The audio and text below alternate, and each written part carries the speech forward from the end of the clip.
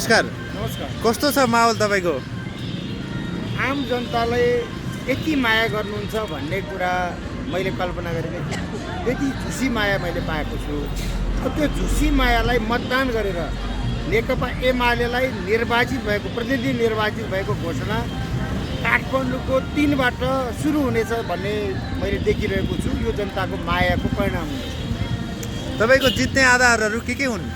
जनताको बिचमा लगातार काम र जनतालाई मनपर्ने गरी नै काम, पार्टीको नीतिलाई र देशलाई को सपना पुरा गर्न, सहितको सपना पुरा गर्न जुन समय मैले व्यतीत गरेँ राजनीतिमा, संविधान निर्माणमा, प्रदेश सभाबाट कानुन निर्माणमा, निर्माण विकास र जनमुखी काममा, साथसाथै राजनीति जनताको सेवाको विषय हुन्छ भन्ने कुराको एउटा उदाहरण नेपालमै देखाउन सकिएको छ। नेपालमै जनताले अनुभूत गरेका छन्।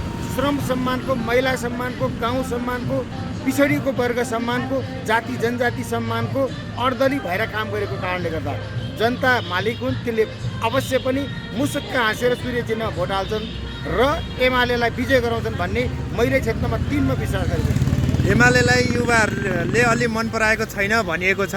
युवाहरूको आकर्षणको केन्द्र एमाले बन्न नसक्नुको कारण के हुन् तपाईँलाई लागेको केही छ भने, र युवाहरूलाई केन्द्रित गर्न के भन्न चाहनुहुन्छ?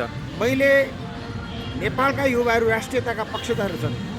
रोजगार तिनको खोजी छ र प्रजातान्त्रिक प्रणाली उनले खोजेका छन्, सुशासन खोजेका छन्, भ्रष्टाचार विरोधी शासन उनीहरूले खोजेका छन्। त्यो शासन नेकपा एमाले दिन्छ, केही अराजक गतिविधिबाट हुँदैन। त्यसैले हामी प्रणालीको विकास चाहन्छौँ, जनताको जनमुखी विकास चाहन्छौँ, सुशासन चाहन्छौँ, सुशासन दिन्छौँ। हिजो सुशासन दिएको थियो कि थिएन एमाले?